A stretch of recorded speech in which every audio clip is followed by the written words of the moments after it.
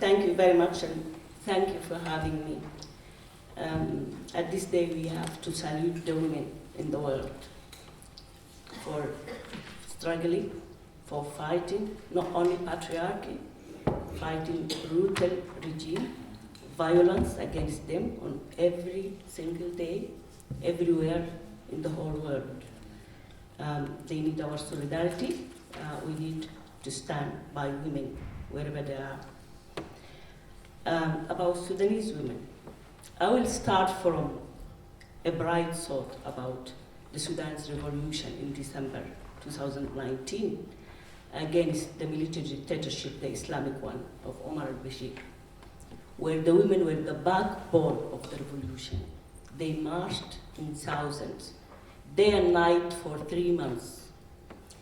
There were 70% of those people marching in the street of Khartoum, Durman, El Obeid, El Fasher, even in the south of Sudan. Why did they do that? While the whole world was astonished by the revolution in December, seeing the Kandakas of Sudan marching and toppling the very aggressive regime that took over for 30 years. 30 years from 1989, the brutal dictator, Omar al-Bashir, started his reign with orders against women.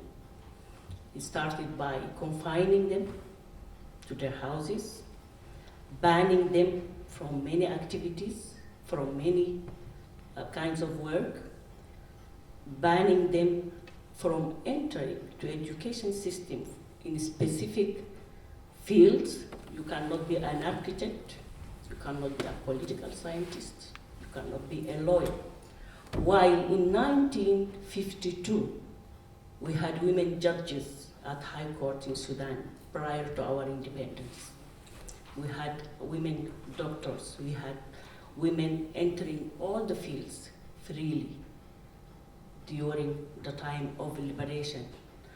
We had the Sudanese Women's Union was established in 1952, 4 years before our independence. Now, with that history, when you have 30 years being caged under the brutal Islamists who committed atrocities in Darfur, in Nuba Mountain, and in any parts of other cities in the West, killing 300,000 people, raping hundreds of women. Those are the Islamists who took over for 30 years, changed the curriculum for education, telling women to stay at home. You cannot move around after 7 o'clock. You cannot drive your car. So we went back to the Stone Age immediately by that regime. Now, for the women in Sudan who started early education during the colonial rule, when the first school was opened inside the house of Babikir Badri, a pioneer of women's education, because at that time, the colonial authority refused to open any school for women in Sudan. So he had to open his school at night in Rufaa. Now this school is the first university for women in Africa in the Middle East, Ahfad University. Stands now. Also, the women of Ahfad paid their share during the revolution. They were out on the street. 3,000 students, female students, were lashed on the street by the Islamic military junta in daily basis. Thousands of women were imprisoned, tortured, violated, and lashed openly on the street. So that regime had to have this outcome, this revolution, that makes every single woman in Sudan march on the street for 3 months without rest at all. They had the sit-in at the HQ of the military base in Khartoum Everybody knows about it. They sit there until the regime has been toppled and the military dictator was taken. Now, given this history of women in Sudan, and despite the new second military coup that took place on the 25th of October,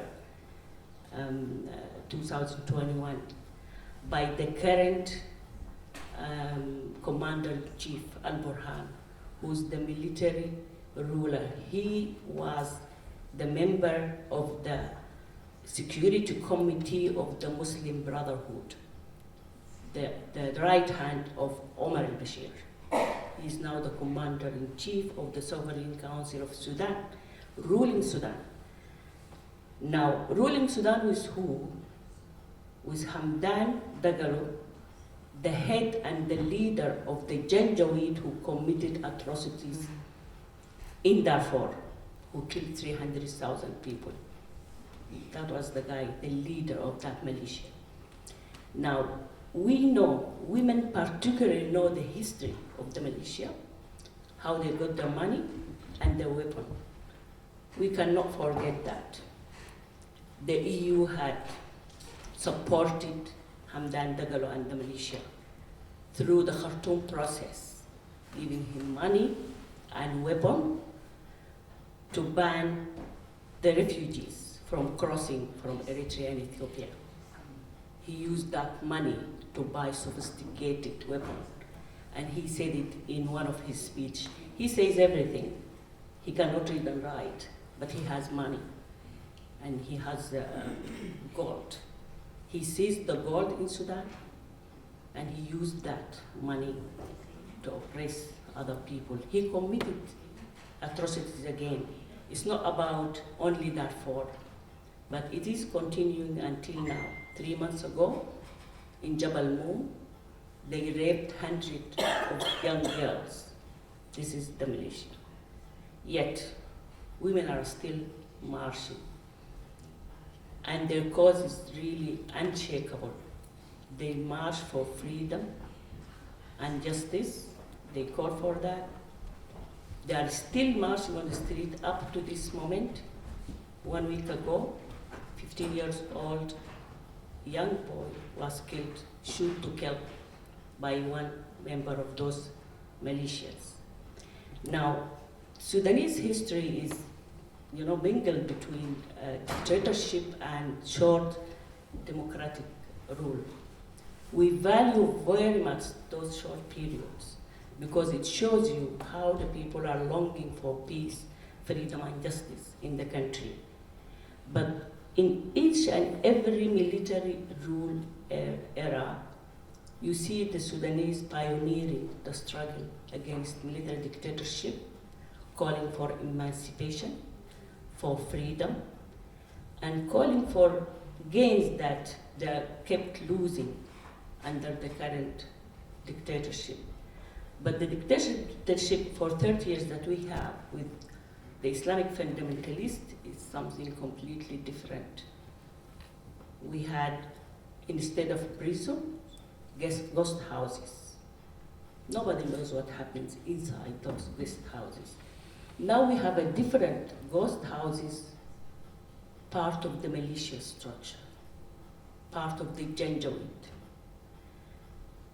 It's very difficult to look at how this evolved through the geopolitics, actually, and through the international community silence and sometimes support, because the militia of the Janjaweed has been given a green light to operate even outside Sudan, sending militias to Yemen and to Libya, paid by the Emirate. Now, the geopolitics actually impacting the struggle of the Sudanese women actually to get rid of the military dictatorship. And this is what's going on right now.